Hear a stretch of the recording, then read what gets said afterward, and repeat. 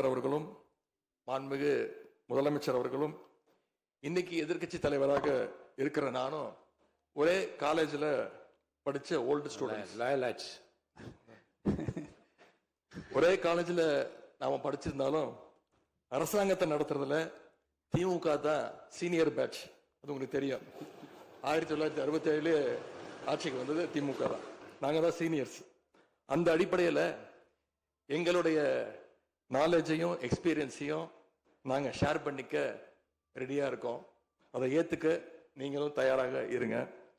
ஏன்னா நமக்கு எப்பவுமே தமிழ்நாட்டு மாநிலத்துடைய நலன்தான் மிக மிக முக்கியம். மாண்புமிகு பேரவைத் தலைவர் அவர்களே, நீங்கள் போட்டியின்றி தேர்வாகியிருக்கீங்க. மாண்புமிகு முதலமைச்சரும் எதிர்க்கட்சி தலைவரான நானும் உங்களை அவை முன்னவரும் இந்த இருக்கையில் உட்கார வச்சிருக்கிறோம், அமர வச்சிருக்கிறோம்.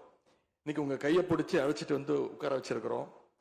இனி எங்க ரெண்டு தரப்பையும் நீங்க தான் கையை பிடிச்சி அரவணைச்சு கோவம் இல்லாம கோவப்படாம, நீங்க கோவப்பட மாட்டீங்கன்னு தெரியும். உங்களை கோவப்படுத்துற மாதிரி எந்த செயலையும் நாங்க செய்ய மாட்டோம். சட்டமன்ற ஜனநாயகத்துல ஆளுங்கட்சி காதுகளாகவும் எதிர்கட்சி குரலாகவும் இருக்க வேண்டும். அதுலதான் இந்த அவையுடைய பெருமை நிச்சயம் அடங்கி இருக்கு. பொதுவா இதுக்கு முந்தைய சட்டமன்ற பேரவை எடுத்துக்கிட்டா ஆளுங்கட்சி வரிசையில அதிக உறுப்பினர்களும் எதிர்கட்சி வரிசையில அதை விட குறைவான உறுப்பினர்களும் இருப்பாங்க. ஆனா இந்த முறை கிட்டத்தட்ட ஆளுங்கட்சிக்கு இணையான எதிர்கட்சி வரிசை வலிமையா இன்னைக்கு அமைஞ்சிருக்கு. அதுதான் இந்த பேரவையுடைய இன்னொரு கூடுதல் சிறப்பு. இதன் மூலமா தமிழ்நாட்டு மக்கள் ஒரு முக்கியமான செய்தியை நமக்கு சொல்லி இருக்கிறாங்க.